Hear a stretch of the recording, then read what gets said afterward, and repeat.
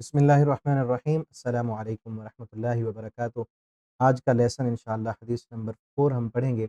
پیارے پیغمبر صلی اللہ علیہ وسلم نے ارشاد فرمایا، الحیاء شعبۃ من الایمان۔ دو جملے ہیں۔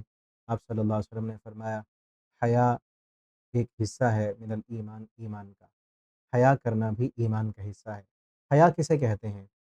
حیا ایک ایسا عنصر ہے کہ جو انسان کو بچاتا ہے گناہوں سے، اللہ کی نافرمانی والے کاموں سے۔ اللہ تعالیٰ نے ہمیں پیدا کی ہے کہ یہ اس کے اندر صلاحیتیں رکھی ہیں، دیکھنا، سننا اور چلنا، پکڑنا، اسی طرح محسوس کرنا، اور کچھ صلاحیتیں ایسی ہیں جو دکھائی نہیں دیتی، وہ ان کا اظہار ہوتا ہے، جس طرح غصہ کرنا۔ ہم نے پہلے پڑھا غصہ نہیں کرنا، اور یہ ایک ایسا عنصر ہے جو دیکھنے میں نہیں آتا۔ جب انسان کو غصہ آ رہا ہوتا ہے تب محسوس ہو جاتا ہے کہ اس کو غصہ آ رہا ہے۔ اسی طرح حیا بھی ایک ایسا عنصر ہے انسان کے اندر، جب بندہ کر رہا ہوتا ہے حیا، اس وقت معلوم ہوتا ہے کہ اس کو حیا آ رہی ہے۔ ٹھیک ہے؟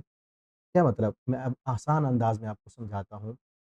جس طرح ہم جو ہے، میں آپ کے سامنے بیٹھا ہوں نا ابھی، میں نے یہ کپڑے پہنے ہوئے ہیں، ٹھیک ہے؟ اگر میں اپنی قمیض اتار دوں تو یہ کیا ہوگا؟ حیا کے منافی ہے۔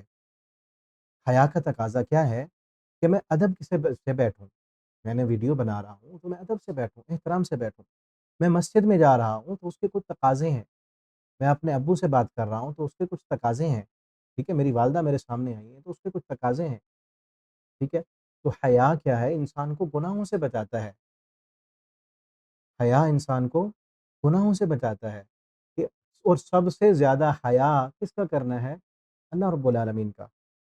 کہ جس طرح ہم بڑے آدمی کا حیا کرتے ہیں نا، اب دیکھیں نا، دوستوں کی مجلس میں بیٹھے ہوتے ہیں تو گفتگو کا انداز کچھ اور ہوتا ہے، کیونکہ دوستوں کی مجلس ہے، ہنسی مذاق بھی ہو جاتا ہے، کبھی کوئی ایسی بات بھی ہو جاتی ہے جو نہیں کرنی چاہیے ہوتی، لیکن ایک جیسے لوگ ہیں تو اور بات ہوتی ہے۔ اگر وہی بات کوئی بندہ اپنے ابو کے سامنے کر رہا ہے، امی کے سامنے، استاد کے سامنے، بزرگوں کے سامنے، تو کیا کہا جائے گا؟ وہی دوست بھی کہیں گے، یار تجھے حیا نہیں آتی، تو نے ابو کو یہ بات کر دی، امی کے سامنے یہ بات کر دی، ٹھیک ہے؟ تو یہ حیا ایمان کا حصہ ہے۔ اور جس بندے میں یہ حیا نہ رہے، آپ صلی اللہ علیہ وسلم نے فرمایا جس بندے میں حیا ختم ہو جائے پھر جو وہ مرضی کرتا رہے۔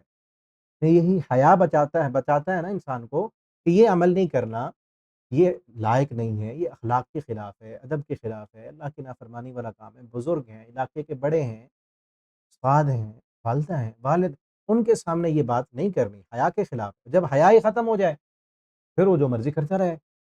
آج دیکھیں نا، بے حیائی ہو چکی ہے نا، کہ ہماری نوجوان نسل جو ہے وہ ویڈیوز کے چکر میں، پیسہ کمانے کے چکر میں اپنے جو ہے جسموں کی نمائش کر رہے ہیں، سروں سے دوپٹے اتر چکے، بہنوں بیٹیوں کے، ماؤں کے، اور اپنا جو ہے بالوں کی نمائش، جسم کی نمائش، اور کپڑے بھی ٹائٹ کیے ہوئے۔ یہ حیا ہے نا کہ اپنا جسم کو ڈھانپ کر رکھیں، اور مرد سے زیادہ عورت کو اللہ نے حیا والا بنایا ہے، یہ عنصر عورت میں اللہ نے زیادہ رکھا ہے کہ وہ اس نے چھپنا ہے، اس نے اپنے آپ کو ظاہر نہیں کرنا، اپنے حسن کی نمائش اس نے نہیں کرنی۔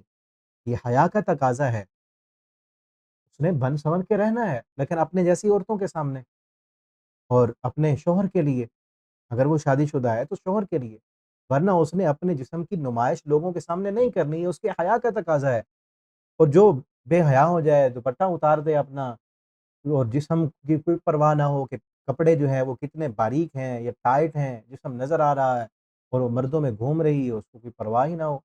امی عائشہ رضی اللہ تعالیٰ عنہ نے کہا تھا نا، جب آپ صلی اللہ علیہ وسلم نے فرمایا قیامت کے دن عورتیں جو ہیں وہ برہنہ ہوں گی، مرد بھی برہنہ ہوں گے، آپ صلی اللہ علیہ وسلم کی بیوی اما عائشہ رضی اللہ تعالیٰ عنہ کہنے لگی، اللہ کے پیغمبر، عورتیں تو پھر ڈوب کے مر جائیں گی حیا کی وجہ سے، کہ ان کو مرد دیکھ رہے ہوں گے اور وہ ننگی ہیں۔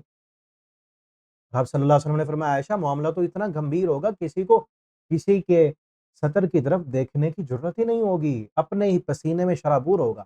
لیکن امی عائشہ رضی اللہ تعالیٰ عنہ کا دیکھیں کہ کپڑے نہیں ہوں گے اور مرد دیکھ رہے ہوں گے، عورت میں تو اتنی حیا ہے وہ تو بیچاری ڈوب کے مر جائے گی۔ پھر آج کی امی عائشہ رضی اللہ تعالیٰ عنہ کی روحانی بیٹیوں کے کام دیکھیں، موبائل کی سکرینوں پہ اسکرولنگ ہو رہی ہے، کتنی ہماری کلمہ پڑھنے والی ہیں جو بے حیا بن کے ویڈیوز بنا رہی ہیں۔ حیا ذرہ بھر بھی نہیں ہے، اور حیا ایمان کا حصہ ہے، حیا نہیں ہے تو ایمان نہیں ہے۔ اور سب سے زیادہ حیا اللہ کا ہونا چاہیے۔